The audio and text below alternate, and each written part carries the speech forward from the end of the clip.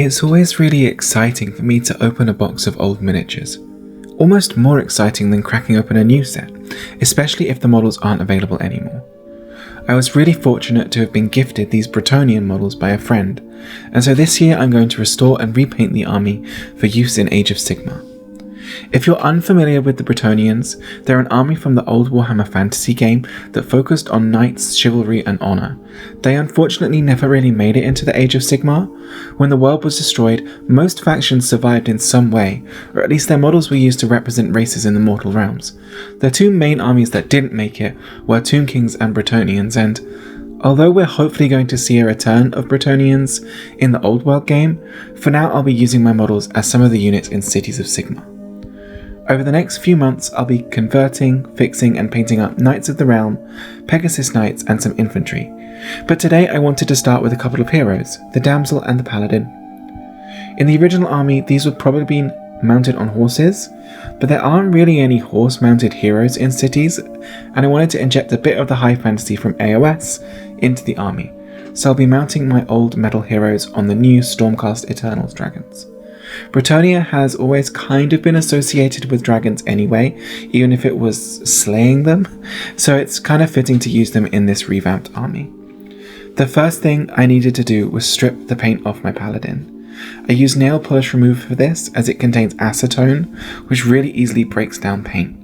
It also really easily breaks down plastic and resin, so please don't use it on anything other than metal models. Once the parts were soaked, I brushed them down with an old toothbrush and let them dry out. I also have a metal standard bearer here who I stripped down, so get subscribed to see how he comes out in a future video. Building the dragons was really straightforward.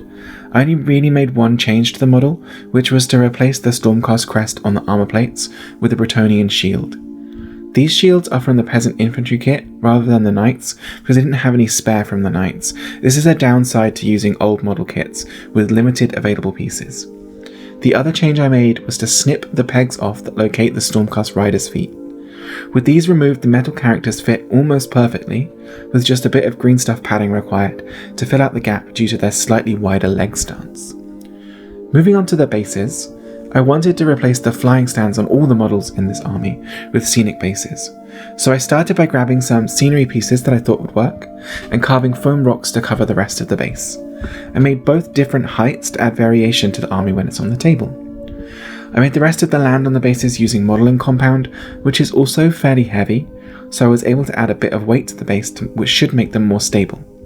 I had a plan to glue the wing and the claw of the dragon to the scenery piece to make it look like it was floating, but it ended up being way too fragile, so in the end I inserted the top of the statue into the flying stand part of the dragon, and coincidentally it fit pretty well and balances quite nicely. With the dragons and riders fitted, I just needed to paint them. I used Wraithbone to prime the dragons, and then I used contrast green to do the main colour. I added patterns to the back, inspired by Critical Hit Wargaming's tutorial for these models. For the armour I went with yellow. I really love the look of the Baratheon models for the Song of Ice and Fire game, and my plan is to use the same scheme for this army. At least in places there is certainly room for variation with Bretonnians. And so here are the finished models, with some of the other models for the army that are yet to be restored. I really love how the variations in height and size come together across the different model types in this army, and there's also a real sense of continuity across them as well, even though the dragons are much newer and from a completely different range. These models also work really well with Krondis, the big Stormcast dragon, and so if I wanted to ally him into this army, I think that would be a really cool addition. Anyway, thank you for watching part 1 of this army restoration series. Let me know what units you'd like to see next. I'm leaning towards getting all the infantry done so that I can have fun with my knights.